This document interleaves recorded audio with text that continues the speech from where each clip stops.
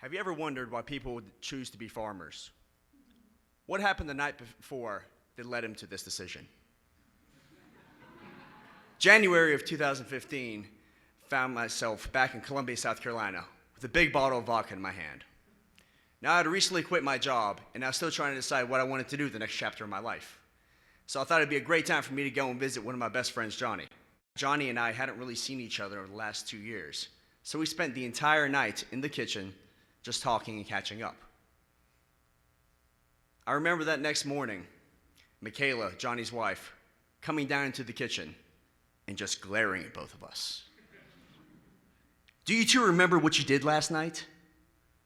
Johnny and I look at each other, a little audible sigh of relief coming through, because this was an easy question. Of course we remember what we did last night. We sat right here and we talked. What else did you guys do? Nothing. We just sat right here in this kitchen and we talked. We were good last night, we swear. Whatever it wasn't us. Scout's honor. And her glare just deepened ever so slightly. "So you don't remember what you did to my living room?" And that's when it hit me. You know what, Michaela, you're right. I'm sorry. We did go in the living room last night, and I didn't use a coaster. So there are some water stains on some of the furniture. And maybe, just maybe, I might have spit one of my drinks on your carpet. But you know what? I'm going to go clean it up right now. My bad. I got this. And she said, "No. Both of you need to get in there right now and see what you did."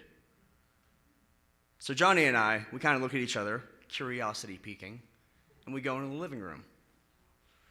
Now, as we're in the living room and we're assessing everything, bits and pieces of the night before start coming back to us.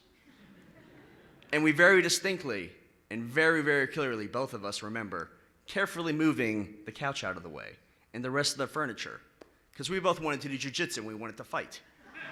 Because that's what we do.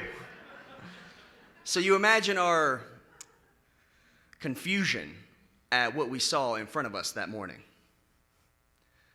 The couch was vertical, leaning against the wall, about to crash on the ground. The dining room table, one of the legs had been broken, and it was leaning very precariously on the ground. And the walls, they were littered with small holes, to where if you were to take your hand and make a fist, it would fit ever so perfectly inside that hole. And the carpet had little bloodstains here and there that matched perfectly the bloodstains on mine and Johnny's shirt. And we came into very quickly some realizations right then. First off, the previous night had been amazing. Secondly, we're still not sure who won.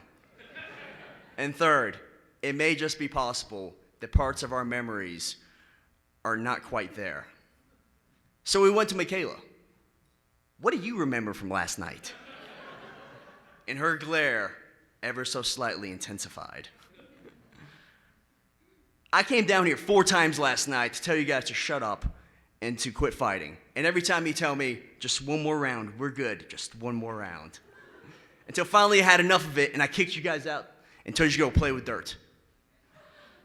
And a little more of that night became ever so clear to Johnny and I. So we went to the back and we opened the sliding glass door. And what we saw out there surprised even us. Now, apparently that night, we had gone and collected every single container we could find, from the small little potting cubes you buy at Home Depot to the bigger pots, even their daughter's plastic swimming pool. And we had filled it all with soil and planted all kinds of vegetables in there. So this morning, we found ourselves with about 40 different pots and other containers of all varying sizes, very neatly aligned, covered and aligned, no dirt in between them, all the tools put away exactly where they needed to be. And we realized some very important life lessons from this.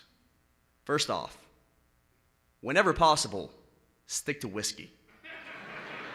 Secondly, when not possible, you got to do what you have to do, right?